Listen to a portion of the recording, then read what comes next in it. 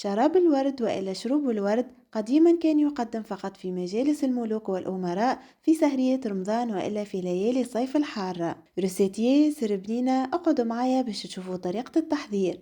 باش نستحقوا 250 ملي ماء عليهم رطل سكر. نصب الماء من بعد نصب السكر. مهم جدا نصب الماء قبل باش السكر ما يلصقش على أطراف الكسرونة، ونتأكدوا اللي شروبه من بعد ما يجينيش مسكر وإلا محبب، وما تتفاجعوش من كمية السكر. من بعد راهو باش يتخلط بكمية كبيرة من الماء. نحطوه على الغاز يطيب لين يوصل مرحلة الغليان. نزيدوه طرونش قارص ونخليه يطيب على نار متوسطة لين القارص يولي ذابل ولون القشرة يولي دوغي. وقتها نعرفوا إلى العسل متاعنا حضر. أنا خذا مني 10 دقايق بعد الغليان. نطفي عليه الغاز ونزيدو 75 ملي من ماء الورد. عليه 75 على خاطر السكر فيه 500 جرام والماء 250 جرام ويجيونا الكل 750 جرام.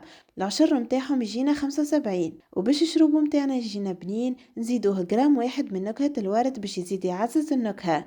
وعلى خاطر العسل متاعنا سائل باش نستحقوا الملون أحمر يكون سائل نزيدوه لين نتحصلوا على اللون اللي نحبوا عليه. نكهة الورد والملون من عند فروكتا وين تلقاو مكتوب عليهم قد يلزمكم تستعملوا بالتفصيل، واللي برودوي متاعهم الكل تلقاوهم في أي محل يبيع لوازم الحلويات. العسل بعد ما حضر نجمو نستحفظوا بيه في حاجة باللار في الثلاجة ويصبر معكم مدة طويلة من غير ما يصير له حتى شيء. نتعداو توا طريقة التقديم. حطيت شوية جلاسون في الكيس، من بعد نصبوا كمية قليلة من العسل والباقي الكيس نعبيوه بالماء.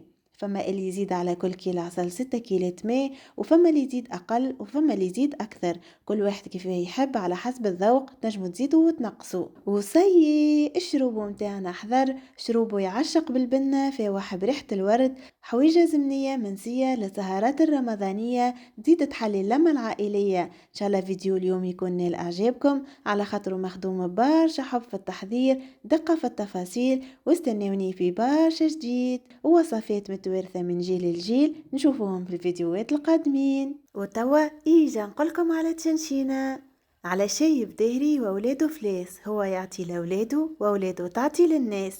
وباش نسهل عليكم راهي صنيعة ماهيش خليقة وحاجة موجودة في الفيديو. على بروشين إن شاء الله.